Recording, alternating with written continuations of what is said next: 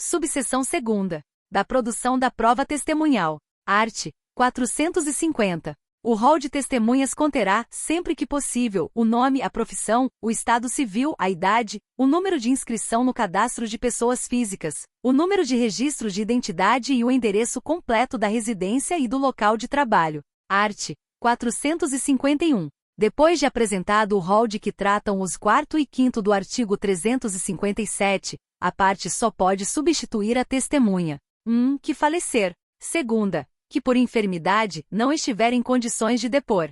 3ª. Que tendo mudado de residência ou de local de trabalho não for encontrada. Art. 452. Quando for arrolado como testemunha, o juiz da causa. 1. Declarar-se é impedido se tiver conhecimento de fatos que possam influir na decisão, caso em que será vedado a parte que o incluiu no rol desistir de seu depoimento.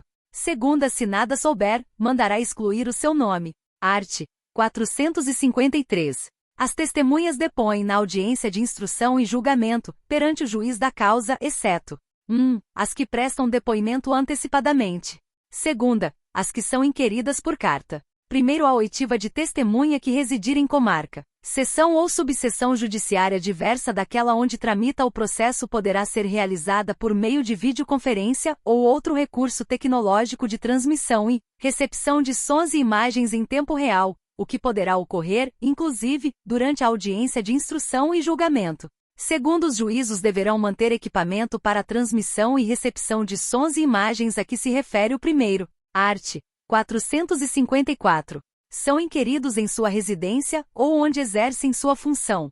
1. O Presidente e o Vice-Presidente da República.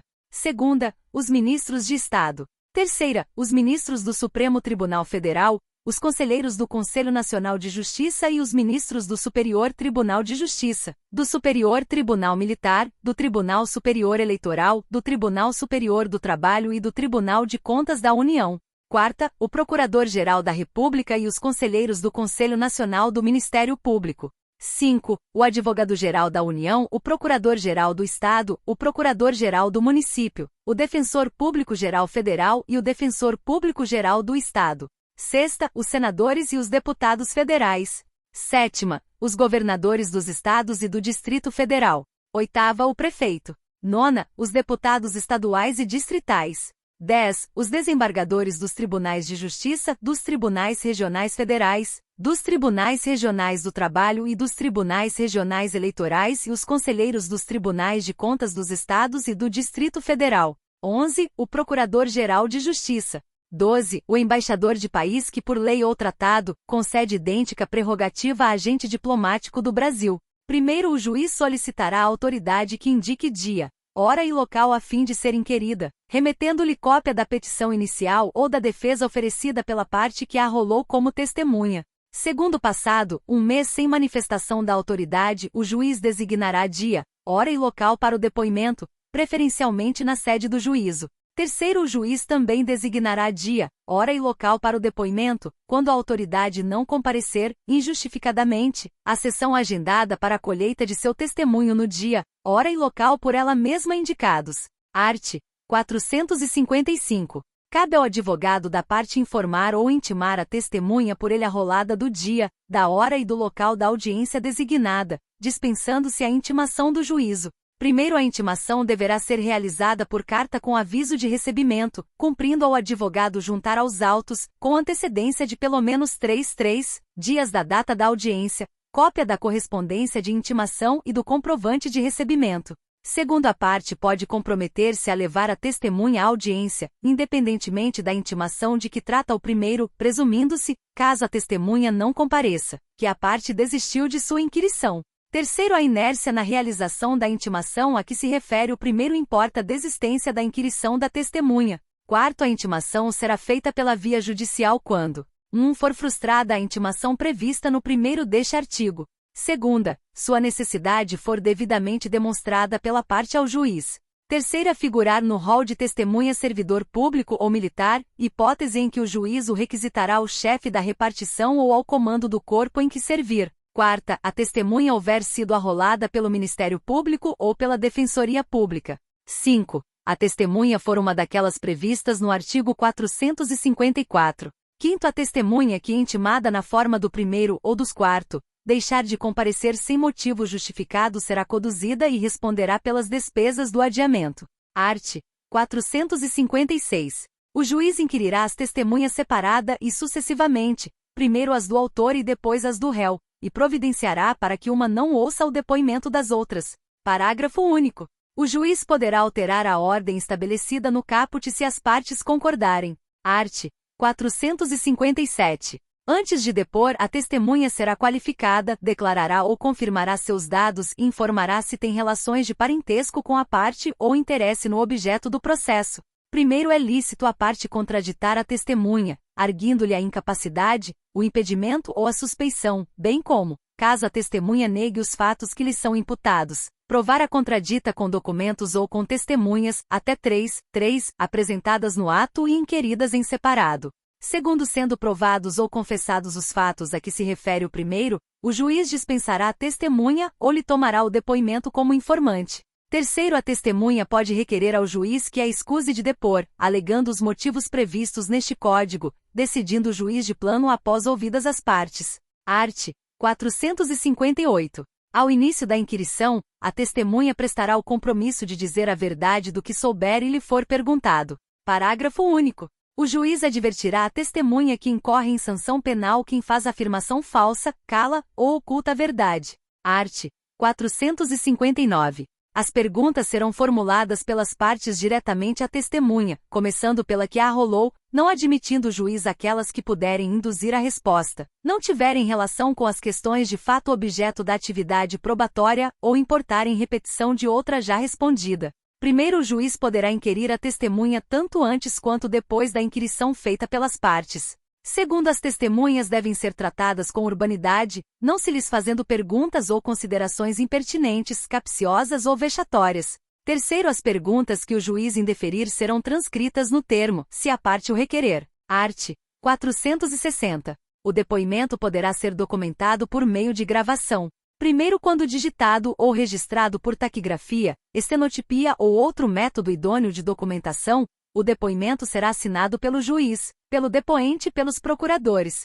Segundo, se houver recurso em processo em autos não eletrônicos, o depoimento somente será digitado quando for impossível o envio de sua documentação eletrônica. Terceiro, tratando-se de autos eletrônicos, observar-se-á o disposto neste Código e na legislação específica sobre a prática eletrônica de atos processuais.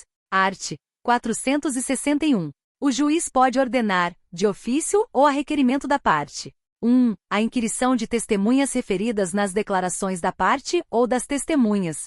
Segunda, a acariação de duas ou mais testemunhas ou de alguma delas com a parte, quando, sobre fato determinado que possa influir na decisão da causa, divergirem as suas declarações. Primeiro, os acariados serão reperguntados para que expliquem os pontos de divergência, reduzindo-se a termo o ato de acariação. Segundo, a acariação pode ser realizada por videoconferência ou por outro recurso tecnológico de transmissão de sons e imagens em tempo real. Art. 462. A testemunha pode requerer ao juiz o pagamento da despesa que efetuou para comparecimento à audiência, devendo a parte pagá-la logo que arbitrada ou depositá-la em cartório dentro de 3 dias. Art. 463. O depoimento prestado em juízo é considerado serviço público. Parágrafo único. A testemunha, quando sujeita ao regime da legislação trabalhista, não sofre por comparecer à audiência, perda de salário nem desconto no tempo de serviço. Seção 10. Da prova pericial. Art. 464. A prova pericial consiste em exame, vistoria ou avaliação. Primeiro, o juiz indeferirá a perícia quando 1. A prova do fato não depender de conhecimento especial de técnico. Segunda, for desnecessária em vista de outras provas produzidas. Terceira, a verificação for impraticável. Segundo, de ofício ou a requerimento das partes, o juiz poderá, em substituição à perícia, determinar a produção de prova técnica simplificada, quando o ponto controvertido for de menor complexidade. Terceiro, a prova técnica simplificada consistirá apenas na inquirição de especialista pelo juiz, sobre ponto controvertido da causa que demande especial conhecimento científico ou técnico. 4. Durante a arguição, o especialista, que deverá ter formação acadêmica específica na área objeto de seu depoimento, poderá valer-se de qualquer recurso tecnológico de transmissão de sons e imagens com o fim de esclarecer os pontos controvertidos da causa. Art. 465. O juiz nomeará perito especializado no objeto da perícia e fixará de imediato o prazo para a entrega do laudo. Primeiro incumbe às partes, dentro de 15 dias contados da intimação do despacho de nomeação do perito, arguir o impedimento ou a suspeição do perito se for o caso. Segunda, indicar assistente técnico. Terceira, apresentar quesitos. Segundo ciente da nomeação, o perito apresentará em 5 dias. Proposta de honorários. Segunda, currículo com comprovação de especialização. Terceira, contatos profissionais, em especial o endereço eletrônico para onde serão dirigidas as intimações pessoais. Terceiro, as partes serão intimadas da proposta de honorários para, querendo, manifestar-se no prazo comum de 5 dias, após o que o juiz arbitrará o valor, intimando-se as partes para os fins do artigo 95. Quarto, o juiz poderá autorizar o pagamento de até 50% dos honorários arbitrados a favor do perito no início dos trabalhos, devendo o remanescente ser pago apenas ao final, depois de entregue o laudo e prestados todos os esclarecimentos necessários. Quinto, quando a perícia for inconclusiva ou deficiente, o juiz poderá reduzir a remuneração inicialmente arbitrada para o trabalho. Sexto, quando tiver de realizar-se por carta, poder-se-á proceder à nomeação de perito e à indicação de assistentes técnicos no juízo ao qual se requisitar a perícia. Art. 466. O perito cumprirá escrupulosamente o encargo que lhe foi cometido, independentemente de termo de compromisso. Primeiro, os assistentes técnicos são de confiança da parte e não estão sujeitos a impedimento ou suspeição. Segundo, o perito deve assegurar aos assistentes das partes o acesso e o acompanhamento das diligências e dos exames que realizar, com prévia comunicação, comprovada nos autos, com antecedência mínima de 5 dias. Art. 467. O perito pode excusar-se ou ser recusado por impedimento ou suspeição. Parágrafo único. O juiz, ao aceitar a escusa ou ao julgar procedente a impugnação, nomeará novo perito. Art. 468. O perito pode ser substituído quando: 1. Faltar-lhe conhecimento técnico ou científico. Segunda, sem motivo legítimo, deixar de cumprir o encargo no prazo que lhe foi assinado. Primeiro, no caso previsto no inciso 2º, o juiz comunicará a ocorrência à corporação profissional respectiva, podendo, ainda, impor multa ao perito, fixada tendo em vista o valor da causa e o possível prejuízo decorrente do atraso no processo. Segundo, o perito substituído restituirá no prazo de 15 dias os valores recebidos pelo trabalho não realizado, sob pena de ficar impedido de atuar como perito judicial pelo prazo de 5 anos.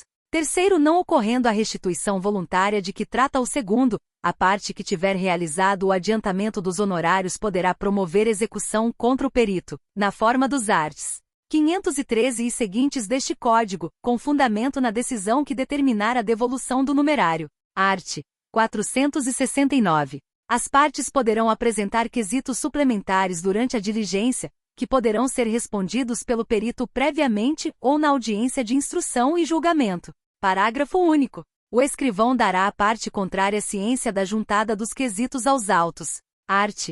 470. Incumbe ao juiz: 1. Indeferir quesitos impertinentes. Segunda, formular os quesitos que entender necessários ao esclarecimento da causa. Art. 471. As partes podem, de comum acordo, escolher o perito, indicando-o mediante requerimento, desde que: 1. Sejam plenamente capazes. Segunda, a causa possa ser resolvida por autocomposição. Primeiro, as partes, ao escolher o perito, já devem indicar os respectivos assistentes técnicos para acompanhar a realização da perícia, que se realizará em data e local previamente anunciados. Segundo, o perito e os assistentes técnicos devem entregar, respectivamente, laudo e pareceres em prazo fixado pelo juiz. Terceiro, a perícia consensual substitui, para todos os efeitos, a que seria realizada por perito nomeado pelo juiz. Art. 472. O juiz poderá dispensar prova pericial quando as partes, na inicial e na contestação, apresentarem, sobre as questões de fato, pareceres técnicos ou documentos elucidativos que considerar suficientes. Art. 473. O laudo pericial deverá conter: 1. A exposição do objeto da perícia. Segunda, a análise técnica ou científica realizada pelo perito. Terceira, a indicação do método utilizado, esclarecendo e demonstrando ser predominantemente aceito pelos especialistas da área do conhecimento da qual se originou. Quarta, resposta conclusiva a todos os quesitos apresentados pelo juiz, pelas partes e pelo órgão do Ministério Público. Primeiro, no laudo, o perito deve apresentar sua fundamentação em linguagem simples e com coerência lógica, indicando como alcançou suas conclusões. Segundo, é vedado ao perito ultrapassar os limites de sua designação, bem como emitir opiniões pessoais que excedam o exame técnico ou científico do objeto da perícia. Terceiro, para o desempenho de sua função, o perito e os assistentes técnicos podem valer-se de todos os meios necessários, ouvindo testemunhas, obtendo informações, solicitando documentos que estejam em poder da parte, de terceiros ou em repartições públicas, bem como instruir o laudo com planilhas, mapas, plantas, desenhos, fotografias ou outros elementos necessários ao esclarecimento do objeto da perícia. Art. 474. As partes terão ciência da data e do local designados pelo juiz ou indicados pelo perito para ter início a produção da prova. Art. 475. Tratando-se de perícia complexa que abranja mais de uma área de conhecimento especializado, o juiz poderá nomear mais de um perito e a parte, indicar mais de um assistente técnico. Art. 476. Se o perito, por motivo justificado, não puder apresentar o laudo dentro do prazo, o juiz poderá conceder-lhe por uma vez, prorrogação pela metade do prazo originalmente fixado. Art. 477. O perito protocolará o laudo em juízo, no prazo fixado pelo juiz, pelo menos 20 dias antes da audiência de instrução e julgamento. Primeiro, as partes serão intimadas para, querendo, manifestar-se sobre o laudo do perito do juízo no prazo comum de 15 dias, podendo o assistente técnico de cada uma das partes, em igual prazo, apresentar seu respectivo parecer. Segundo, o perito do juízo tem o dever de, no prazo de 15 dias, esclarecer ponto 1. Sobre o qual exista divergência ou dúvida de qualquer das partes, do juiz ou do órgão do Ministério Público. Segunda, divergente apresentado no parecer do assistente técnico da parte. Terceiro, se ainda houver necessidade de esclarecimentos, a parte requererá ao juiz que mande intimar o perito ou o assistente técnico a comparecer à audiência de instrução e julgamento, formulando, desde logo, as perguntas, sob forma de quesitos. Quarto, o perito ou assistente técnico será intimado por meio eletrônico, com pelo menos 10 dias de antecedência da audiência. Art. 478. Quando o exame tiver por objeto a autenticidade ou a falsidade de documento ou for de natureza médico-legal, o perito será escolhido de preferência entre os técnicos dos estabelecimentos oficiais especializados, a cujos diretores o juiz autorizará a remessa dos autos, bem como do material sujeito a exame. Primeiro, nas hipóteses de gratuidade de justiça, os órgãos e as repartições oficiais deverão cumprir a determinação judicial com preferência no prazo estabelecido. Segundo, a prorrogação do prazo referido no primeiro pode ser requerida motivadamente. Terceiro, quando o exame tiver por objeto a autenticidade da letra e da firma, o perito poderá requisitar, para efeito de comparação, documentos existentes em repartições públicas e, na falta destes, poderá requerer ao juiz que a pessoa a quem se atribuir a autoria do documento lance em folha de papel, por cópia ou sob ditado dizeres diferentes para fins de comparação. Art. 479. O juiz apreciará a prova pericial de acordo com o disposto no artigo 371, indicando na sentença os motivos que o levaram a considerar ou a deixar de considerar as conclusões do laudo, levando em conta o método utilizado pelo perito. Art. 480. O juiz determinará, de ofício ou a requerimento da parte, a realização de nova perícia quando a matéria não estiver suficientemente esclarecida. Primeiro, a segunda perícia tem por objeto os mesmos fatos sobre os quais recaiu a primeira e destina-se a corrigir eventual omissão ou inexatidão dos resultados a que esta conduziu. Segundo, a segunda perícia rege-se pelas disposições estabelecidas para a primeira. Terceiro, a segunda perícia não substitui a primeira, cabendo ao juiz apreciar o valor de uma e de outra. Seção 11. Da Inspeção Judicial. Art. 481. O juiz, de ofício ou a requerimento da parte, pode, em qualquer fase do processo, inspecionar pessoas ou coisas, a fim de se esclarecer sobre fato que interesse à decisão da causa. Art. 482. Ao realizar a inspeção, o juiz poderá ser assistido por um ou mais peritos. Art. 483.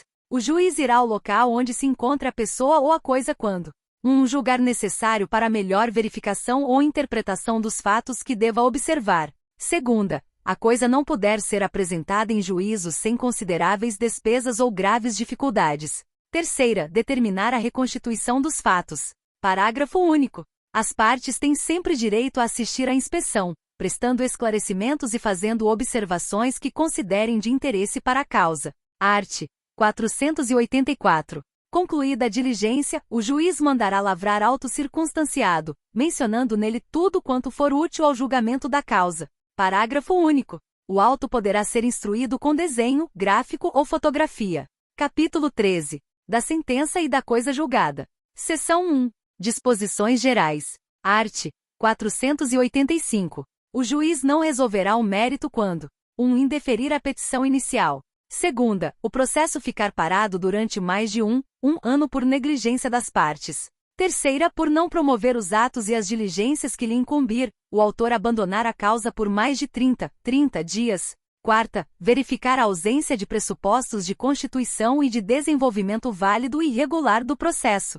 5. Reconhecer a existência de perempção, de litispendência ou de coisa julgada. Sexta, verificar a ausência de legitimidade ou de interesse processual. Sétima, acolher a alegação de existência de convenção de arbitragem ou quando o juízo arbitral reconhecer sua competência. Oitava, homologar a desistência da ação. Nona, em caso de morte da parte, a ação for considerada intransmissível por disposição legal e 10. Nos demais casos prescritos neste Código. Primeiro, nas hipóteses descritas nos incisos 2ª e 3ª, a parte será intimada pessoalmente para suprir a falta no prazo de 5 dias. Segundo, no caso do primeiro, quanto ao inciso 2º, as partes pagarão proporcionalmente as custas, e quanto ao inciso 3º, o autor será condenado ao pagamento das despesas e dos honorários de advogado. Terceiro, o juiz conhecerá de ofício da matéria constante dos incisos 4ª, 6ª e 9ª, em qualquer tempo e grau de jurisdição, enquanto não ocorrer o trânsito em julgado. Quarto, oferecida a contestação, o autor não poderá, sem o consentimento do réu, desistir da ação. Quinto, a desistência da ação pode ser apresentada até a sentença. Sexto, oferecida a contestação, a extinção do processo por abandono da causa pelo autor depende de requerimento do réu. Sétimo, interposta a apelação em qualquer dos casos de que tratam os incisos deste artigo, o juiz terá 5 dias para retratar-se. Art. 486. O pronunciamento judicial que não resolve o mérito não obsta que a parte proponha de novo a ação. Primeiro, no caso de extinção em razão de litispendência e nos casos dos incisos I, 4ª, 6ª e 7ª do artigo 485, a propositura da nova ação depende da correção do vício que levou à sentença sem resolução do mérito. Segundo, a petição inicial, todavia, não será despachada sem a prova do pagamento ou do depósito das custas e dos honorários de advogado. Terceiro, se o autor der causa por três vezes a sentença fundada em abandono da causa, não poderá propor nova ação contra o réu com o mesmo objeto, ficando-lhe ressalvada, entretanto, a possibilidade de alegar em defesa o seu direito. Art. 487. Haverá resolução de mérito quando o juiz 1. Acolher ou rejeitar o pedido formulado na ação ou na reconvenção. Segunda, decidir de ofício ou a requerimento sobre a ocorrência de decadência ou prescrição. Terceira, homologar a. O reconhecimento da procedência do pedido formulado na ação ou na reconvenção. B. A transação.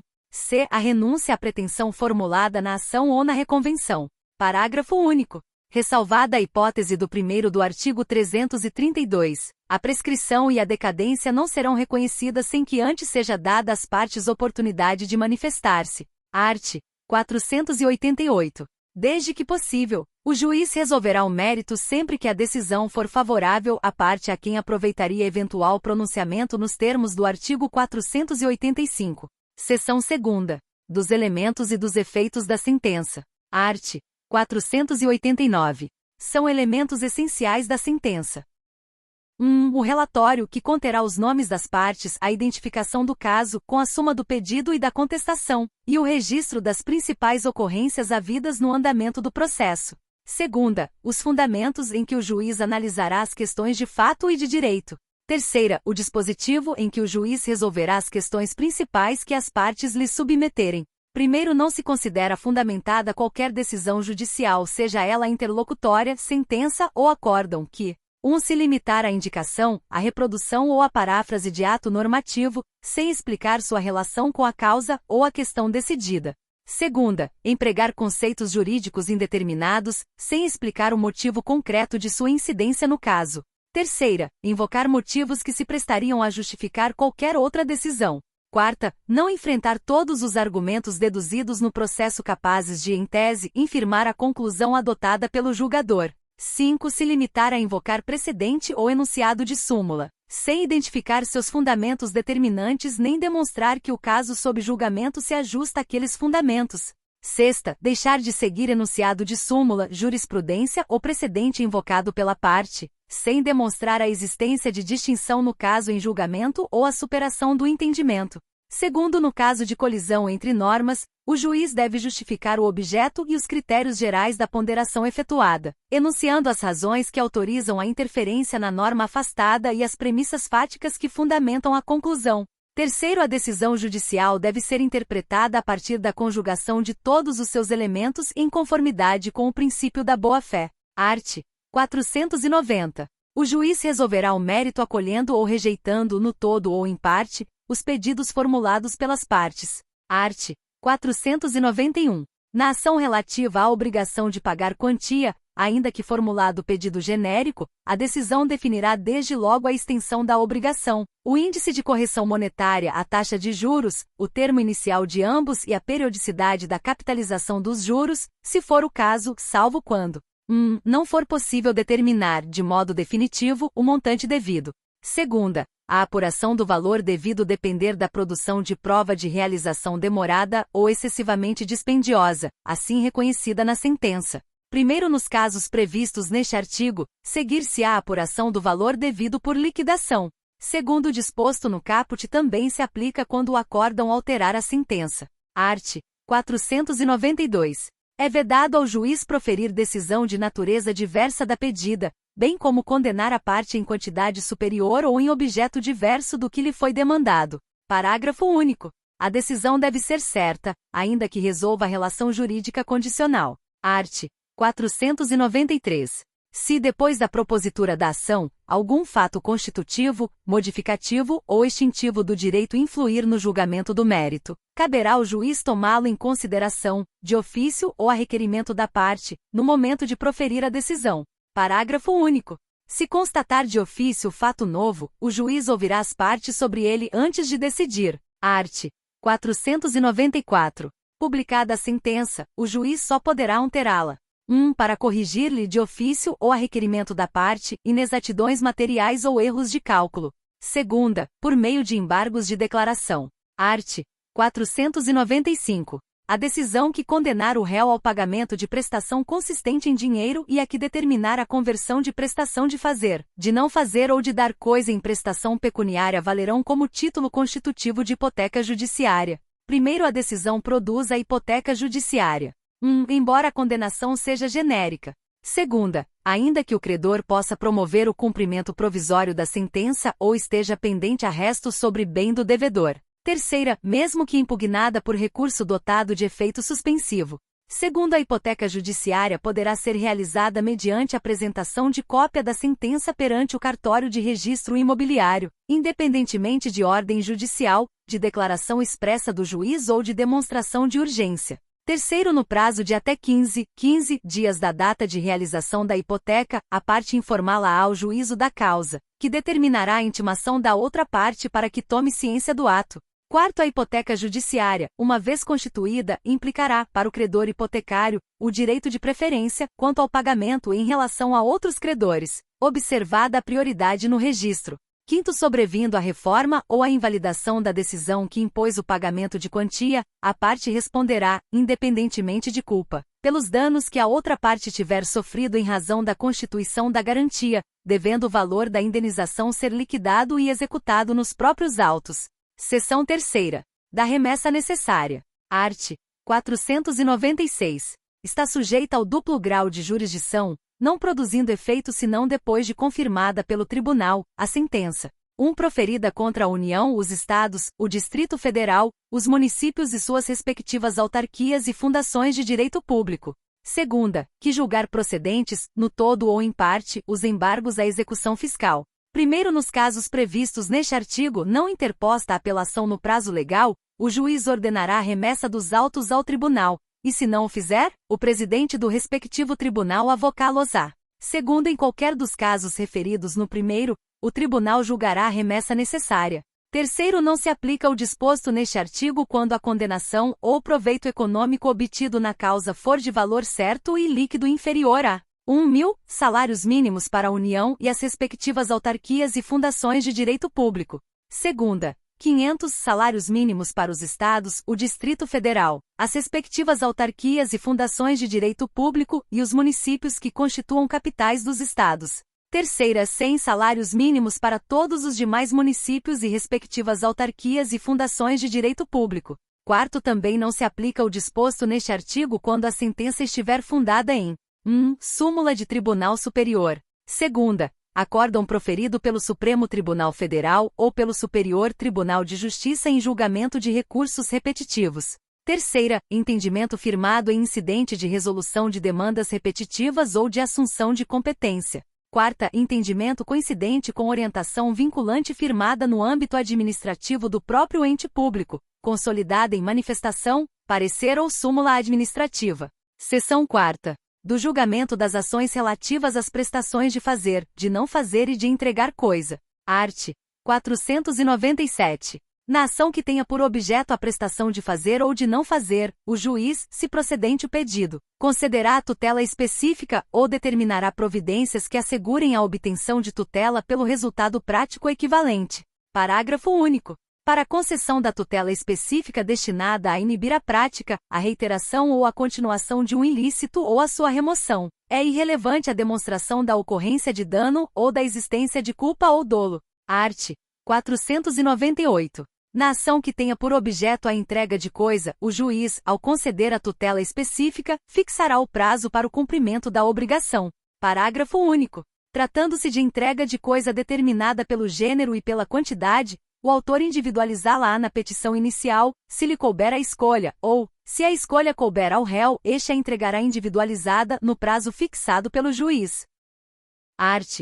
499. A obrigação somente será convertida em perdas e danos se o autor o requerer ou se impossível a tutela específica ou a obtenção de tutela pelo resultado prático equivalente. Parágrafo único. Nas hipóteses de responsabilidade contratual previstas nos arts. 441, 618 e 757 da Lei nº 10.406, de 10 de janeiro de 2002, Código Civil, e de responsabilidade subsidiária e solidária, se requerida a conversão da obrigação em perdas e danos, o juiz concederá, primeiramente, a faculdade para o cumprimento da tutela específica. Art. 500. A indenização por perdas e danos dar-se-á sem prejuízo da multa fixada periodicamente para compelir o réu ao cumprimento específico da obrigação. Art. 501. Na ação que tenha por objeto a emissão de declaração de vontade, a sentença que julgar procedente o pedido, uma vez transitada em julgado, produzirá todos os efeitos da declaração não emitida.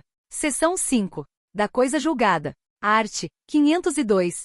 Denomina-se coisa julgada material a autoridade que torna imutável e indiscutível a decisão de mérito não mais sujeita a recurso. Art. 503. A decisão que julgar total ou parcialmente o mérito tem força de lei nos limites da questão principal expressamente decidida. Primeiro, o disposto no caput aplica-se à resolução de questão prejudicial, decidida expressa e incidentemente no processo se dessa resolução depender o julgamento do mérito. Segunda, a seu respeito tiver havido contraditório prévio e efetivo, não se aplicando no caso de revelia. Terceira, o juízo tiver competência em razão da matéria e da pessoa para resolvê-la como questão principal. Segundo a hipótese do primeiro, não se aplica se no processo houver restrições probatórias ou limitações à cognição que impeçam o aprofundamento da análise da questão prejudicial. Art. 504. Não fazem coisa julgada. 1. Os motivos, ainda que importantes para determinar o alcance da parte dispositiva da sentença. Segunda, a verdade dos fatos, estabelecida como fundamento da sentença. Art. 505. Nenhum juiz decidirá novamente as questões já decididas relativas à mesma lide salvo Se tratando-se de relação jurídica de trato continuado, sobreveio modificação no estado de fato ou de direito, caso em que poderá a parte pedir a revisão do que foi estatuído na sentença. Segunda, nos demais casos prescritos em lei. Art. 506. A sentença faz coisa julgada às partes entre as quais é dada, não prejudicando terceiros. Art. 507. É vedado à parte discutir no curso do processo as questões já decididas a cujo respeito se operou a preclusão. Art. 508. Transitada em julgado a decisão de mérito, considerar-se-ão deduzidas e repelidas todas as alegações e as defesas que a parte poderia opor tanto ao acolhimento quanto à rejeição do pedido. Capítulo 14. Da liquidação de sentença. Art. 509. Quando a sentença condenar ao pagamento de quantia ilíquida, proceder-se-á à sua liquidação, a requerimento do credor ou do devedor. Por arbitramento quando determinado pela sentença, convencionado pelas partes ou exigido pela natureza do objeto da liquidação. Segunda, pelo procedimento comum, quando houver necessidade de alegar e provar fato novo. Primeiro, quando na sentença houver uma parte líquida e outra ilíquida, ao credor é lícito promover simultaneamente a execução daquela e em autos apartados, a liquidação desta. Segundo, quando a apuração do valor depender apenas de cálculo aritmético, o credor poderá promover, desde logo, o cumprimento da sentença. Terceiro, o Conselho Nacional de Justiça desenvolverá e colocará à disposição dos interessados programa de atualização financeira. Quarto, na liquidação é vedado discutir de novo a lide ou modificar a sentença que a julgou. Art. 510. Na liquidação por arbitramento, o juiz intimará as partes para a apresentação de pareceres ou documentos elucidativos, no prazo que fixar, e, caso não possa decidir de plano, nomeará perito, observando-se no que couber, o procedimento da prova pericial. Art. 511. Na liquidação pelo procedimento comum, o juiz determinará a intimação do requerido, na pessoa de seu advogado ou da sociedade de advogados a que estiver vinculado para, querendo, apresentar contestação no prazo de 15 dias, observando-se, a seguir, no que couber, o disposto no livro 1º da parte especial deste Código. Art. 512. A liquidação poderá ser realizada na pendência de recurso, processando-se em autos apartados no juízo de origem, cumprindo ao liquidante instruir o pedido com cópias das peças processuais pertinentes. Título 2º. Do cumprimento da sentença. Capítulo 1. Disposições gerais. Art. 513. O cumprimento da sentença será feito segundo as regras deste título, observando-se, no que couber e conforme a natureza da obrigação, o disposto no livro 2º da parte especial deste Código. Primeiro, o cumprimento da sentença que reconhece o dever de pagar quantia, provisório ou definitivo, far-se-á requerimento do exequente. Segundo, o devedor será intimado para cumprir a sentença. Pelo Diário da Justiça, na pessoa de seu advogado constituído nos autos. Segunda, por carta com aviso de recebimento, quando representado pela Defensoria Pública, ou quando não tiver procurador constituído nos autos, ressalvada a hipótese do inciso 4º.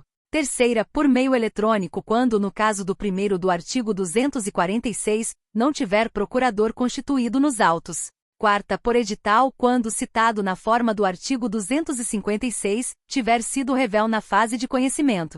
Terceiro, na hipótese do 2º, inciso 2ª e 3ª. Considera-se realizada a intimação quando o devedor houver mudado de endereço sem prévia comunicação ao juízo, observado o disposto no parágrafo único do artigo 274. Quarto, se o requerimento a que alude o primeiro for formulado após um ano do trânsito em julgado da sentença, a intimação será feita na pessoa do devedor, por meio de carta com aviso de recebimento encaminhada ao endereço constante dos autos, observado o disposto no parágrafo único do artigo 274 e, terceiro deste artigo. Quinto, o cumprimento da sentença não poderá ser promovido em face do fiador, do coobrigado ou do corresponsável que não tiver participado da fase de conhecimento. Art. 514. Quando o juiz decidir relação jurídica sujeita a condição ou termo, o cumprimento da sentença dependerá de demonstração de que se realizou a condição ou de que ocorreu o termo. Art. 515. São títulos executivos judiciais, cujo cumprimento dar-se-á de acordo com os artigos previstos neste título. 1. As decisões proferidas no processo civil que reconheçam a exigibilidade de obrigação de pagar quantia, de fazer, de não fazer ou de entregar coisa. Segunda, a decisão homologatória de autocomposição judicial. Terceira, a decisão homologatória de autocomposição extrajudicial de qualquer natureza. Quarta, o formal e a certidão de partilha, exclusivamente em relação ao inventariante, aos herdeiros e aos sucessores a título singular ou universal. 5. O crédito de auxiliar da justiça, quando as custas, emolumentos ou honorários tiverem sido aprovados por decisão judicial. Sexta, a sentença penal condenatória transitada em julgado. Sétima, a sentença arbitral. Oitava, a sentença estrangeira homologada pelo Superior Tribunal de Justiça. Nona, a decisão interlocutória estrangeira após a concessão do exequatur à carta rogatória pelo Superior Tribunal de Justiça. 10. Vetado. Primeiro, nos casos dos incisos 6 a 9, o devedor será citado no juízo cível para o cumprimento da sentença ou para a liquidação no prazo de 15 dias. Segundo, a autocomposição judicial pode envolver sujeito estranho ao processo e versar sobre relação jurídica que não tenha sido deduzida em juízo. Art. 516. O cumprimento da sentença efetuar-se-á perante 1. Os tribunais, nas causas de sua competência originária. Segunda, o juízo que decidiu a causa no primeiro grau de jurisdição. Terceira, o juízo cível competente quando se tratar de sentença penal condenatória, de sentença arbitral, de sentença estrangeira ou de acórdão proferido pelo Tribunal Marítimo. Parágrafo único. Nas hipóteses dos incisos 2ª e 3ª, o exequente poderá optar pelo juízo do atual domicílio do executado, pelo juízo do local onde se encontrem os bens sujeitos à execução ou pelo juízo do local onde deva ser executada a obrigação de fazer ou de não fazer, casos em que a remessa dos autos do processo será solicitada ao juízo de origem. Art. 517. A decisão judicial transitada em julgado poderá ser levada a protesto, nos termos da lei, depois de transcorrido o prazo para pagamento voluntário previsto no artigo 523. Primeiro, para efetivar o protesto, incumbe ao exequente apresentar certidão de teor da decisão. Segundo, a certidão de teor da decisão deverá ser fornecida no prazo de 3 dias e indicará o nome e a qualificação do exequente e do executado, o número do processo, o valor da dívida e a data de decurso do prazo para pagamento voluntário. Terceiro, o executado que tiver proposto ação rescisória para impugnar a decisão exequenda pode requerer, às suas expensas e sob sua responsabilidade, a anotação da propositura da ação à margem do título protestado. Quarto, a requerimento do executado, o protesto será cancelado por determinação do juiz, mediante ofício a ser expedido ao cartório, no prazo de 3 dias, contado da data de protocolo do requerimento, desde que comprovada a satisfação integral da obrigação. Art. 518. Todas as questões relativas à validade do procedimento de cumprimento da sentença e dos atos executivos subsequentes poderão ser arguidas pelo executado nos próprios autos, e nestes serão decididas pelo juiz. Art. 519. Aplicam-se as disposições relativas ao cumprimento da sentença, provisório ou definitivo, e à liquidação, no que couber, as decisões que concederem tutela provisória. Capítulo 2º. Do cumprimento provisório da sentença que reconhece a exigibilidade de obrigação de pagar quantia certa. Art. 520. O cumprimento provisório da sentença impugnada por recurso desprovido de efeito suspensivo será realizado da mesma forma que o cumprimento definitivo, sujeitando-se ao seguinte regime. 1. Corre por iniciativa e responsabilidade do exequente que se obriga, se a sentença for reformada, a reparar os danos que o executado haja sofrido. Segunda, fica sem efeito sobrevindo decisão que modifique ou anule a sentença objeto da execução, restituindo-se as partes ao estado anterior e liquidando-se eventuais prejuízos nos mesmos autos. Terceira, se a sentença objeto de cumprimento provisório for modificada ou anulada apenas em parte, somente nesta ficará sem efeito a execução. Quarta, o levantamento de depósito em dinheiro e a prática de atos que importem transferência de posse ou alienação de propriedade ou de outro direito real, ou dos quais possa resultar grave dano ao executado, dependem de caução suficiente e idoneia, arbitrada de plano pelo juiz e prestada nos próprios autos. Primeiro, no cumprimento provisório da sentença, o executado poderá apresentar impugnação, se quiser, nos termos do artigo 525. Segundo, a multa e os honorários a que se refere, primeiro do artigo 523 são devidos no cumprimento provisório de sentença condenatória ao pagamento de quantia certa. Terceiro, se o executado comparecer tempestivamente e depositar o valor, com a finalidade de isentar-se da multa, o ato não será havido como incompatível com o recurso por ele interposto. Quarto, a restituição ao estado anterior a que se refere o inciso 2º não implica o desfazimento da transferência de posse ou da alienação de propriedade ou de outro direito real eventualmente já realizada, ressalvado sempre o direito à reparação dos prejuízos causados ao executado. Quinto, ao cumprimento provisório de sentença que reconheça a obrigação de fazer, de não fazer ou de dar coisa aplica-se, no que couber, o disposto neste capítulo. Art. 521. A caução prevista no inciso 4º do artigo 520 poderá ser dispensada nos casos em que 1. O crédito for de natureza alimentar independentemente de sua origem. Segunda, o credor demonstrar situação de necessidade. Terceira, pender o agravo do artigo 1042, redação dada pela Lei nº 13.256, de 2016 vigência. Quarta, a sentença a ser provisoriamente cumprida estiver em consonância com súmula da jurisprudência do Supremo Tribunal Federal ou do Superior Tribunal de Justiça ou em conformidade com acórdão proferido no julgamento de casos repetitivos. Parágrafo único. A exigência de caução será mantida quando da dispensa possa resultar manifesto risco de grave dano de difícil ou incerta reparação. Art. 522. O cumprimento provisório da sentença será requerido por petição dirigida ao juízo competente. Parágrafo único. Não sendo eletrônicos os autos, a petição será acompanhada de cópias das seguintes peças do processo, cuja autenticidade poderá ser certificada pelo próprio advogado, sob sua responsabilidade pessoal. 1. Decisão exequenda. Segunda, certidão de interposição do recurso não dotado de efeito suspensivo. Terceira, procurações outorgadas pelas partes. Quarta, decisão de habilitação, se for o caso. 5. Facultativamente, outras peças processuais consideradas necessárias para demonstrar a existência do crédito. Capítulo 3º. Do cumprimento definitivo da sentença que reconhece a exigibilidade de obrigação de pagar quantia certa. Art. 523. No caso de condenação em quantia certa ou já fixada em liquidação, e no caso de decisão sobre parcela incontroversa, o cumprimento definitivo da sentença far-se-á a requerimento do exequente, sendo o executado intimado para pagar o débito, no prazo de 15 dias, acrescido de custas se houver. Primeiro, não ocorrendo pagamento voluntário no prazo do caput, o débito será acrescido de multa de 10% e também de honorários de advogado de 10%. Segundo, efetuado o pagamento parcial no prazo previsto no caput, a multa e os honorários previstos no primeiro incidirão sobre o restante. Terceiro, não efetuado tempestivamente o pagamento voluntário, será expedido, desde logo, mandado de penhora e avaliação, seguindo-se os atos de expropriação. Art. 524. O requerimento previsto no artigo 523 será instruído com demonstrativo discriminado e atualizado do crédito, devendo a petição conter 1. O nome completo, o número de inscrição no cadastro de pessoas físicas ou no cadastro nacional da pessoa jurídica do exequente e do executado, observado o disposto no artigo 319, 1º a 3º. Segunda, o índice de correção monetária adotado. Terceira, os juros aplicados e as respectivas taxas. Quarta, o termo inicial e o termo final dos juros e da correção monetária utilizados.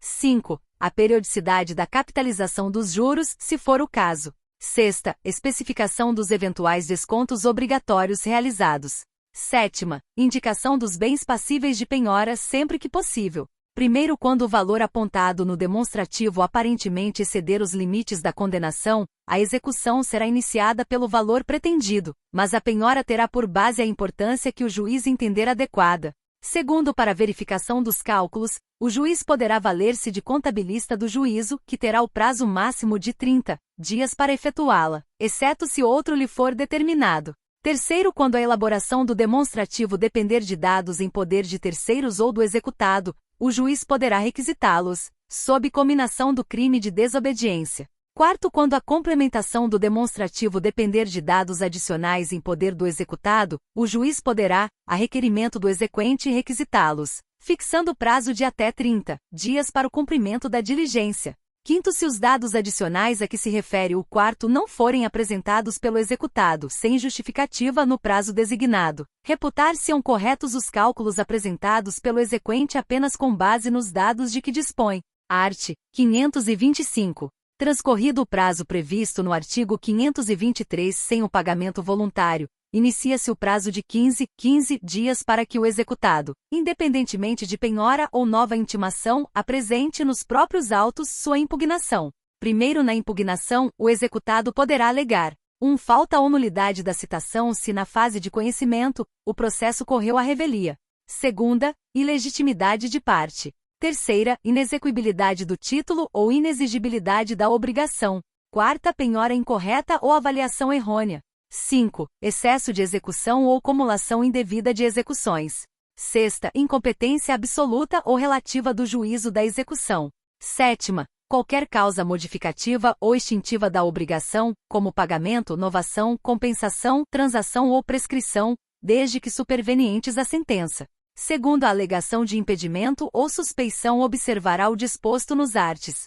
146 e 148. Terceiro, aplica-se à impugnação o disposto no artigo 229. Quarto, quando o executado alegar que o exequente, em excesso de execução, pleiteia quantia superior à resultante da sentença, cumprir-lhe-á declarar de imediato o valor que entende correto, apresentando demonstrativo discriminado e atualizado de seu cálculo. Quinto, na hipótese do quarto, não apontado o valor correto ou não apresentado o demonstrativo, a impugnação será liminarmente rejeitada. Se o excesso de execução for o seu único fundamento ou se houver outro, a impugnação será processada, mas o juiz não examinará a alegação de excesso de execução. Sexto, a apresentação de impugnação não impede a prática dos atos executivos, inclusive os de expropriação, podendo o juiz, a requerimento do executado e desde que garantido o juízo com penhora, caução ou depósito suficientes, atribuir-lhe efeito suspensivo, se seus fundamentos forem relevantes e se o prosseguimento da execução for manifestamente suscetível de causar ao executado grave dano de difícil ou incerta reparação. Sétimo, a concessão de efeito suspensivo a que se refere o sexto não impedirá a efetivação dos atos de substituição, de reforço ou de redução da penhora e de avaliação dos bens. Oitavo, quando o efeito suspensivo atribuído à impugnação disser respeito apenas à parte do objeto da execução, esta prosseguirá quanto à parte restante. Nono, a concessão de efeito suspensivo à impugnação deduzida por um dos executados não suspenderá a execução contra os que não impugnaram, quando o respectivo fundamento disser respeito exclusivamente ao impugnante.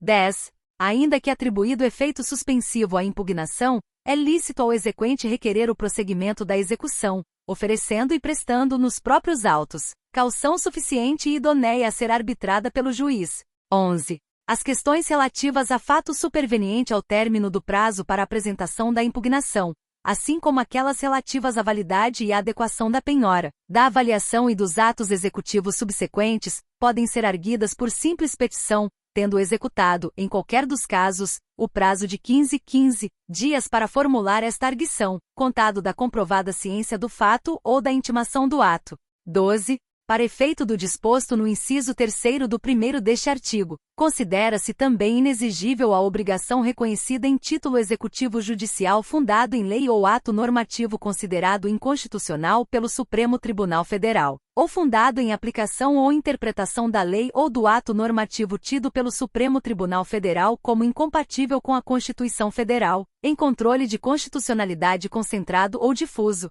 13. No caso do 12, os efeitos da decisão do Supremo Tribunal Federal poderão ser modulados no tempo, em atenção à segurança jurídica. 14. A decisão do Supremo Tribunal Federal referida no 12 deve ser anterior ao trânsito em julgado da decisão exequenda. 15.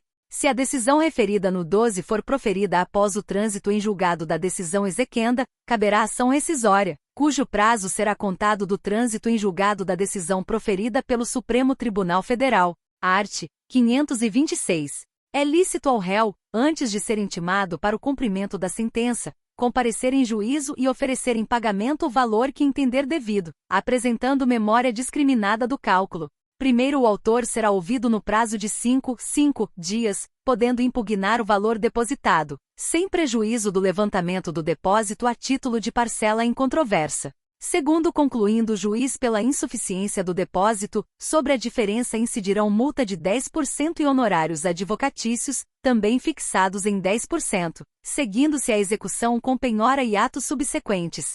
Terceiro, se o autor não se opuser, o juiz declarará satisfeita a obrigação e extinguirá o processo. Art. 527. Aplicam-se as disposições deste capítulo ao cumprimento provisório da sentença, no que couber. Capítulo 4. Do cumprimento de sentença que reconheça a exigibilidade de obrigação de prestar alimentos. Art. 528. No cumprimento de sentença que condene ao pagamento de prestação alimentícia ou de decisão interlocutória que fixe alimentos, o juiz, a requerimento do exequente, mandará intimar o executado pessoalmente para, em 3 dias, pagar o débito, provar que o fez ou justificar a impossibilidade de efetuá-lo. Primeiro caso, o executado, no prazo referido no caput, não efetue o pagamento, não prove que o efetuou ou não apresente justificativa da impossibilidade de efetuá-lo, o juiz mandará protestar o pronunciamento judicial, aplicando-se no que couber, o disposto no artigo 517. Segundo, somente a comprovação de fato que gere a impossibilidade absoluta de pagar justificará o inadimplemento. Terceiro, se o executado não pagar ou se a justificativa apresentada não for aceita, o juiz, além de mandar protestar o pronunciamento judicial na forma do primeiro, decretar-lhe-á a prisão pelo prazo de 1 a 3 meses. Quarto, a prisão será cumprida em regime fechado, devendo o preso ficar separado dos presos comuns. Quinto, o cumprimento da pena não exime o executado do pagamento das prestações vencidas e vincendas. Sexto, paga a prestação alimentícia, o juiz suspenderá o cumprimento da ordem de prisão. Sétimo, o débito alimentar que autoriza a prisão civil do alimentante é o que compreende até as 3 prestações anteriores ao ajuizamento da execução e as que se vencerem no curso do processo. Oitavo, o exequente pode optar por promover o cumprimento da sentença ou decisão desde logo, nos termos do disposto neste livro, título 2º, capítulo 3º, caso em que não será admissível a prisão do executado, e recaindo a penhora em dinheiro, a concessão de efeito suspensivo à impugnação não obsta que o exequente levante mensalmente a importância da prestação. Nono, além das opções previstas no artigo 516, parágrafo único, o exequente pode promover o cumprimento da sentença ou decisão que condena ao pagamento de prestação alimentícia no juízo de seu domicílio.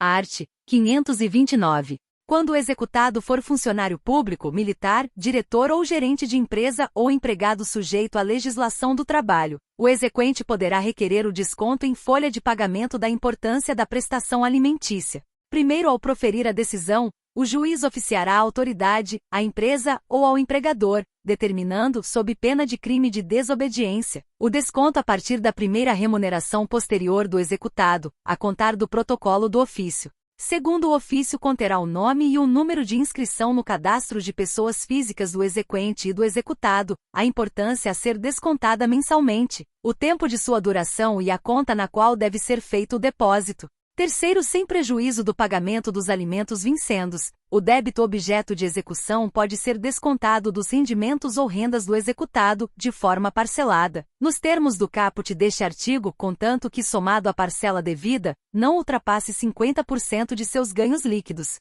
Art. 530. Não cumprida a obrigação, observar-se-á o disposto nos arts. 831 e seguintes. Art. 531. O disposto neste capítulo aplica-se aos alimentos definitivos ou provisórios. Primeiro, a execução dos alimentos provisórios, bem como a dos alimentos fixados em sentença ainda não transitada em julgado, se processa em autos apartados. Segundo, o cumprimento definitivo da obrigação de prestar alimentos será processado nos mesmos autos em que tenha sido proferida a sentença. Art. 532. Verificada a conduta procrastinatória do executado, o juiz deverá, se for o caso, dar ciência ao Ministério Público dos indícios da prática do crime de abandono material. Art. 533. Quando a indenização por ato ilícito incluir prestação de alimentos, caberá ao executado, a requerimento do exequente, constituir capital cuja renda assegure o pagamento do valor mensal da pensão. Primeiro, o capital a que se refere o caput, representado por imóveis ou por direitos reais sobre imóveis suscetíveis de alienação, títulos da dívida pública ou aplicações financeiras em banco oficial, será inalienável e impenhorável enquanto durar a obrigação do executado, além de constituir-se em patrimônio de afetação.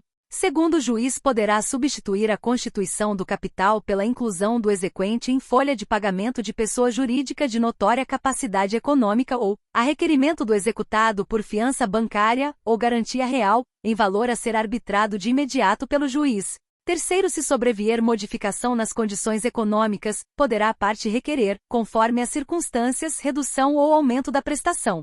Quarto, a prestação alimentícia poderá ser fixada tomando por base o salário mínimo. Quinto, fim da obrigação de prestar alimentos, o juiz mandará liberar o capital, cessar o desconto em folha ou cancelar as garantias prestadas. Capítulo 5. Do cumprimento de sentença que reconheça a exigibilidade de obrigação de pagar quantia certa pela fazenda pública. Art. 534. No cumprimento de sentença que impuser à fazenda pública o dever de pagar quantia certa, o exequente apresentará demonstrativo discriminado e atualizado do crédito contendo 1. O nome completo e o número de inscrição no cadastro de pessoas físicas ou no cadastro nacional da pessoa jurídica do exequente. 2. O índice de correção monetária adotado. 3. Os juros aplicados e as respectivas taxas. 4. O termo inicial e o termo final dos juros e da correção monetária utilizados. V. A periodicidade da capitalização dos juros, se for o caso. 6. A especificação dos eventuais descontos obrigatórios realizados. Primeiro, havendo pluralidade de exequentes, cada um deverá apresentar o seu próprio demonstrativo, aplicando-se à hipótese, se for o caso, o disposto no 1º e 2º do artigo 113. Segundo, a multa prevista no 1º do artigo 523 não se aplica à fazenda pública. Art. 535. A fazenda pública será intimada na pessoa de seu representante judicial, por carga, remessa ou meio eletrônico para, querendo, no prazo de 30 dias e nos próprios autos, impugnar a execução, podendo arguir 1. Falta ou nulidade da citação se na fase de conhecimento, o processo correu à revelia. 2. Ilegitimidade de parte. 3. Inexequibilidade do título ou inexigibilidade da obrigação. 4. Excesso de execução ou cumulação indevida de execuções. 5. Incompetência absoluta ou relativa do juízo da execução. 6. Qualquer causa modificativa ou extintiva da obrigação, como pagamento, novação, compensação, transação ou prescrição, desde que supervenientes ao trânsito em julgado da sentença. Primeiro, a alegação de impedimento ou suspeição observará o disposto nos arts. 146 e 148. Segundo, quando se alegar que o exequente, em excesso de execução, pleiteia quantia superior à resultante do título, cumprirá a executada declarar de imediato o valor que entende correto, sob pena de não conhecimento da arguição. Terceiro, não impugnada a execução ou rejeitadas as arguições da executada. 1. Expedir-se-á por intermédio do presidente do tribunal competente, precatório em favor do exequente, observando-se o disposto na Constituição Federal. Segunda, por ordem do juiz, dirigida à autoridade na pessoa de quem o ente público foi citado para o processo. O pagamento de obrigação de pequeno valor será realizado no prazo de 2 meses contado da entrega da requisição, mediante depósito na agência de banco oficial mais próxima da residência do exequente. Quarto, tratando-se de impugnação parcial, a parte não questionada pela executada será, desde logo, objeto de cumprimento. Quinto, para efeito do disposto no inciso 3º do caput deste artigo, considera-se também inexigível a obrigação reconhecida em título executivo judicial fundado em lei ou ato normativo considerado inconstitucional pelo Supremo Tribunal Federal, ou fundado em aplicação ou interpretação da lei ou do ato normativo tido pelo Supremo Tribunal Federal como incompatível com a Constituição Federal, em controle de constitucionalidade concentrado ou difuso. Sexto, no caso do quinto, os efeitos da decisão do Supremo Tribunal Federal poderão ser modulados no tempo, de modo a favorecer a segurança jurídica. Sétimo, a decisão do Supremo Tribunal Federal referida no quinto deve ter sido proferida antes do trânsito em julgado da decisão exequenda. Oitavo, se a decisão referida no quinto for proferida após o trânsito em julgado da decisão exequenda, caberá ação rescisória, cujo prazo será contado do trânsito em julgado da decisão proferida pelo Supremo Tribunal Federal. Capítulo 6. Do cumprimento de sentença que reconheça a exigibilidade de obrigação de fazer, de não fazer ou de entregar coisa. Seção 1. Do cumprimento de sentença que reconheça a exigibilidade de obrigação de fazer ou de não fazer. Art. 536. No cumprimento de sentença que reconheça a exigibilidade de obrigação de fazer ou de não fazer, o juiz poderá, de ofício ou a requerimento, para a efetivação da tutela específica ou a obtenção de tutela pelo resultado prático equivalente, determinar as medidas necessárias à satisfação do exequente. Primeiro, para atender ao disposto no caput, o juiz poderá determinar, entre outras medidas, a imposição de multa, a busca e apreensão, a remoção de pessoas e coisas, o desfazimento de obras e o impedimento de atividade nociva, podendo, caso necessário, requisitar o auxílio de força policial. Segundo, o mandado de busca e apreensão de pessoas e coisas será cumprido por 2 oficiais de justiça, observando-se o disposto no artigo 846, 1º a 4º, se houver necessidade de arrombamento. Terceiro, o executado incidirá nas penas de litigância de má-fé quando injustificadamente descumprir a ordem judicial, sem prejuízo de sua responsabilização por crime de desobediência. Quarto, no cumprimento de sentença que reconheça a exigibilidade de obrigação de fazer ou de não fazer, aplica-se o artigo 525, no que couber. Quinto, disposto neste artigo aplica-se, no que couber, ao cumprimento de sentença que reconheça deveres de fazer e de não fazer de natureza não obrigacional. Art. 537. A multa independe de requerimento da parte e poderá ser aplicada na fase de conhecimento, em tutela provisória ou na sentença, ou na fase de execução, desde que seja suficiente e compatível com a obrigação e que se determine prazo razoável para cumprimento do preceito. Primeiro, o juiz poderá, de ofício ou a requerimento, modificar o valor ou a periodicidade da multa vincenda ou excluí-la, caso verifique que 1. Se tornou insuficiente ou excessiva. Segunda, o obrigado demonstrou cumprimento parcial superveniente da obrigação ou justa causa para o descumprimento. Segundo, o valor da multa será devido ao exequente. Terceiro, a decisão que fixa a multa é passível de cumprimento provisório, devendo ser depositada em juízo, permitido o levantamento do valor após o trânsito em julgado da sentença favorável à parte. Quarto, a multa será devida desde o dia em que se configurar o descumprimento da decisão e incidirá enquanto não for cumprida a decisão que a tiver cominado.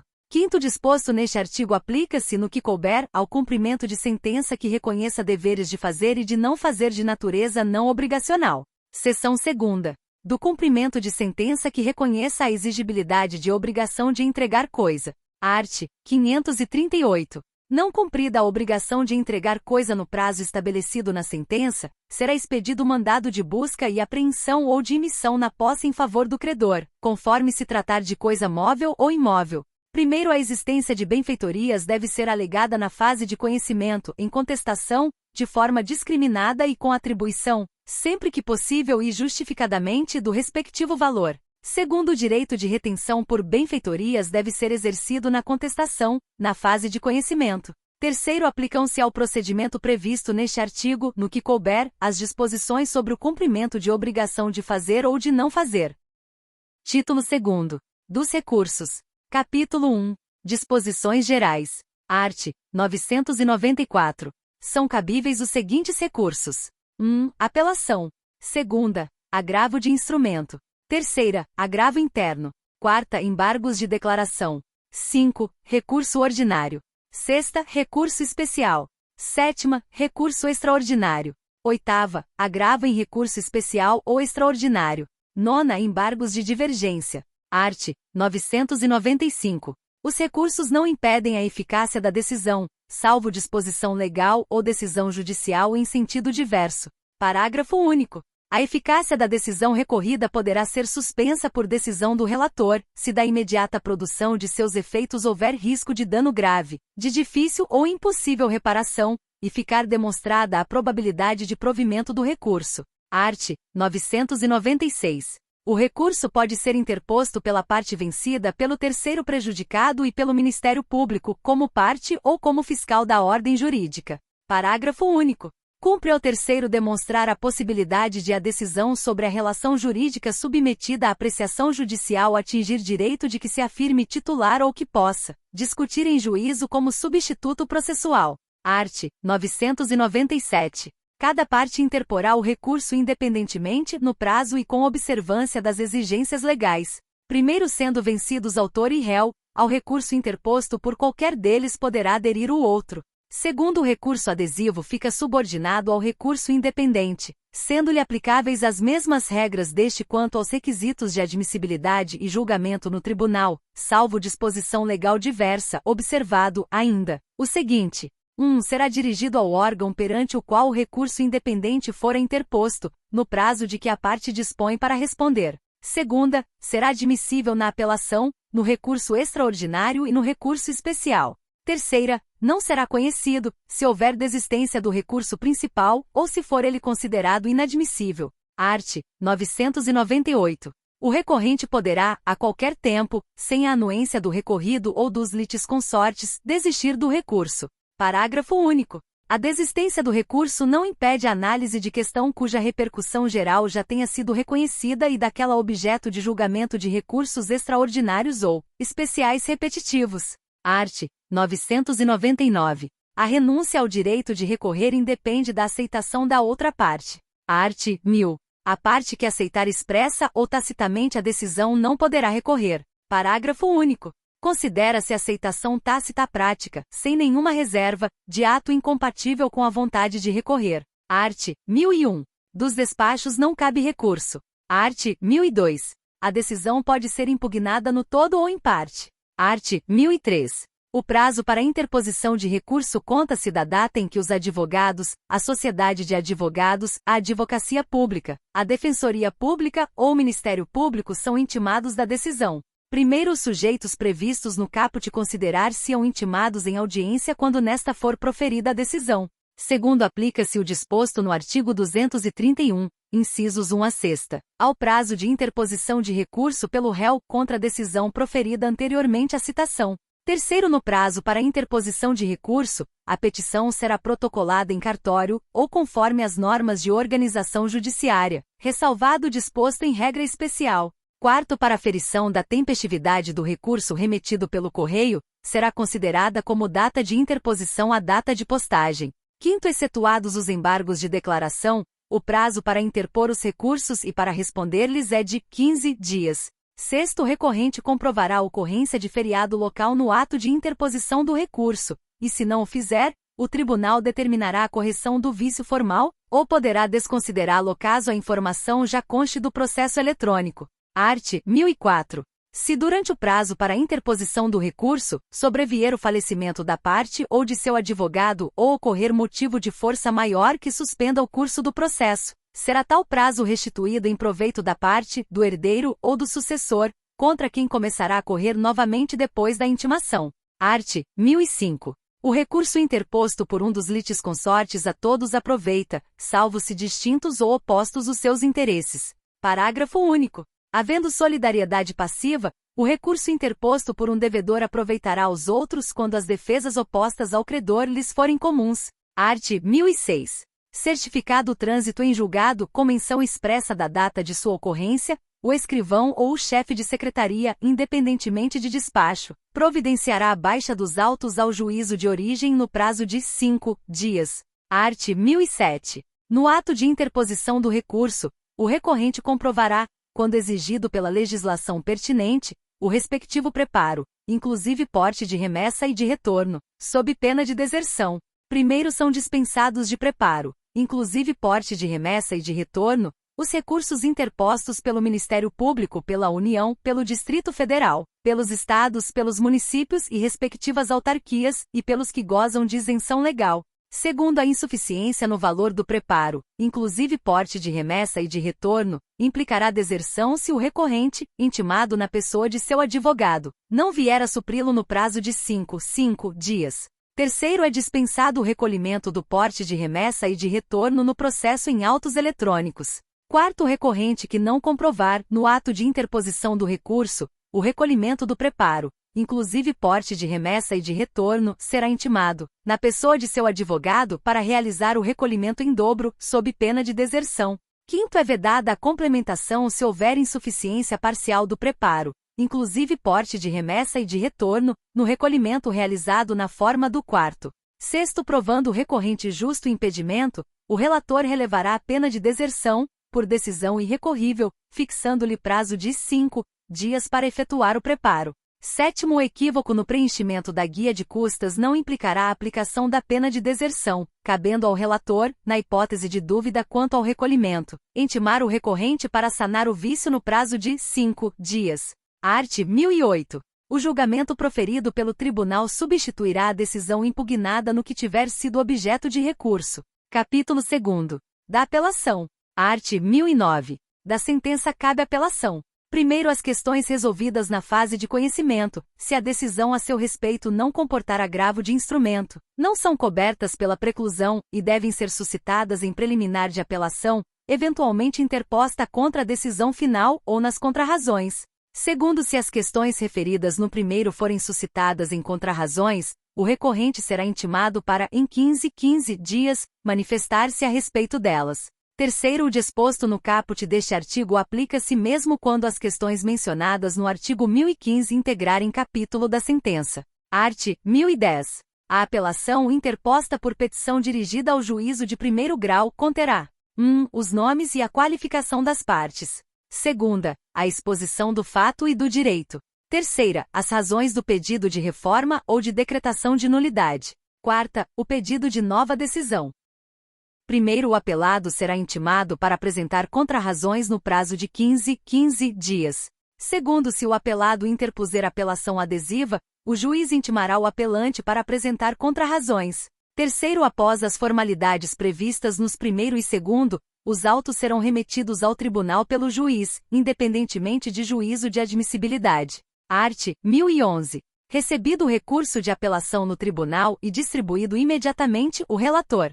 Decidi-lo-á monocraticamente apenas nas hipóteses do artigo 932, incisos 3ª a 5. Segunda, se não for o caso de decisão monocrática, elaborará seu voto para julgamento do recurso pelo órgão colegiado. Art. 1012. A apelação terá efeito suspensivo. Primeiro, além de outras hipóteses previstas em lei, começa a produzir efeitos imediatamente após a sua publicação a sentença que: 1. Homologa a divisão ou demarcação de terras.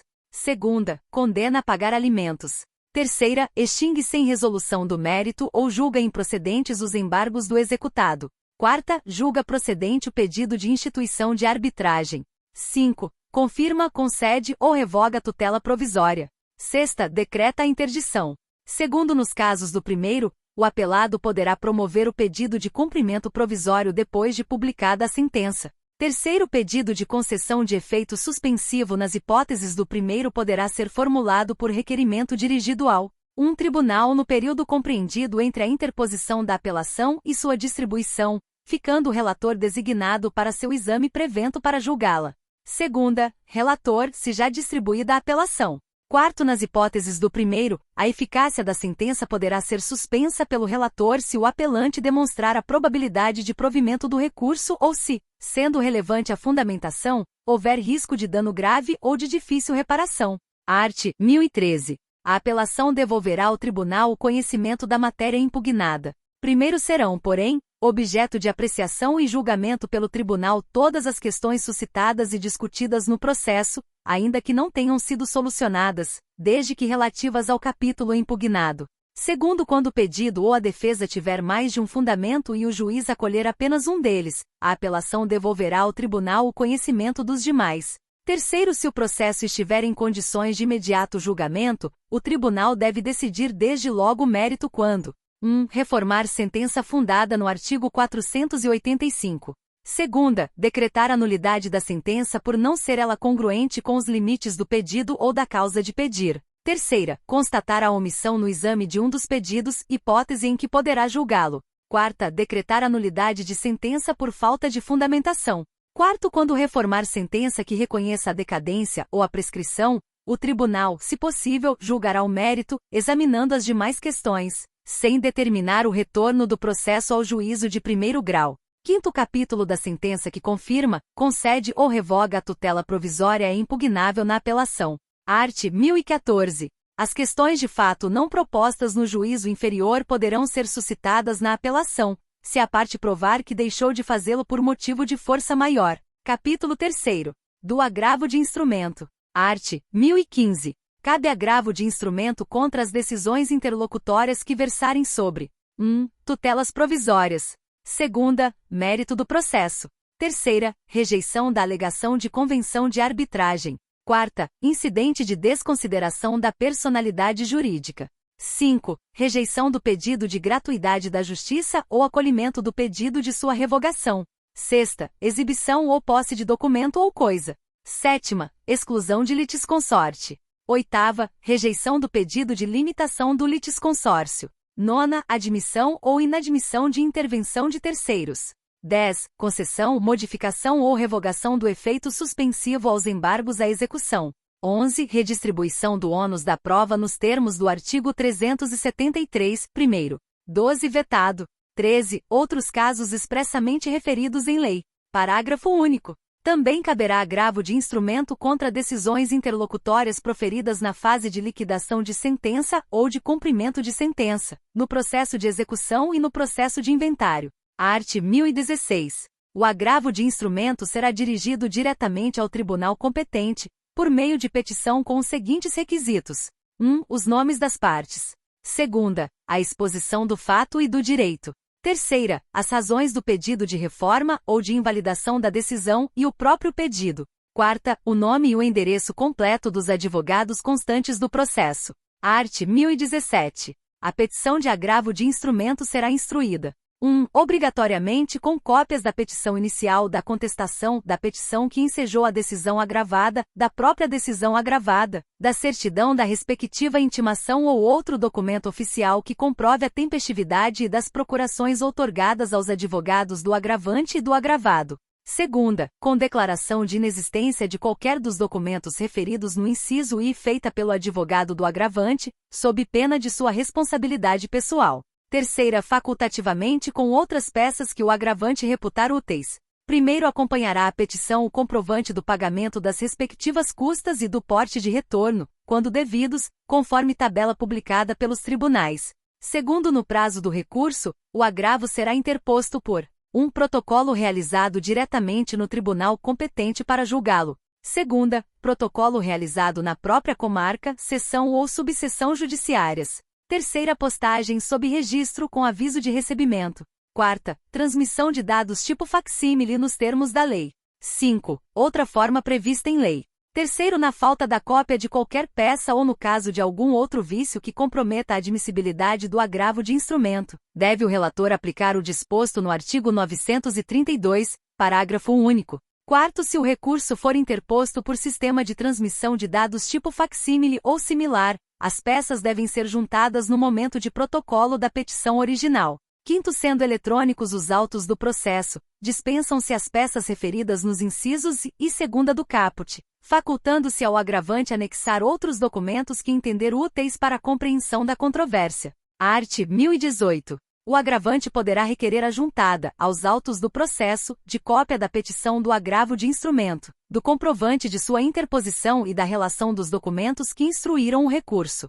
1. Se o juiz comunicar que reformou inteiramente a decisão, o relator considerará prejudicado o agravo de instrumento. 2. Não sendo eletrônicos os autos, o agravante tomará a providência prevista no caput no prazo de 3 dias a contar da interposição do agravo de instrumento. 3. O descumprimento da exigência de que trata o segundo, desde que arguido e provado pelo agravado, importa a inadmissibilidade do agravo de instrumento. Art. 1019. Recebido o agravo de instrumento no tribunal e distribuído imediatamente, se não for o caso de aplicação do artigo 932, incisos 3 e 4, o relator, no prazo de 5 dias. 1. Poderá atribuir efeito suspensivo ao recurso ou deferir em antecipação de tutela, total ou parcialmente, a pretensão recursal, comunicando ao juiz sua decisão. 2. Ordenará a intimação do agravado pessoalmente, por carta com aviso de recebimento, quando não tiver procurador constituído, ou pelo Diário da Justiça ou por carta com aviso de recebimento dirigida ao seu advogado, para que responda no prazo de 15 dias, facultando-lhe juntar a documentação que entender necessária ao julgamento do recurso.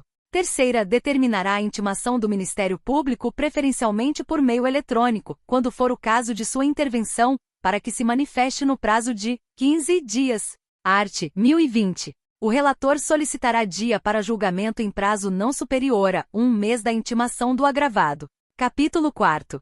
Do agravo interno. Art. 1021. Contra a decisão proferida pelo relator caberá agravo interno, para o respectivo órgão colegiado, observadas, quanto ao processamento, as regras do regimento interno do tribunal. 1. Na petição de agravo interno, o recorrente impugnará especificadamente os fundamentos da decisão agravada.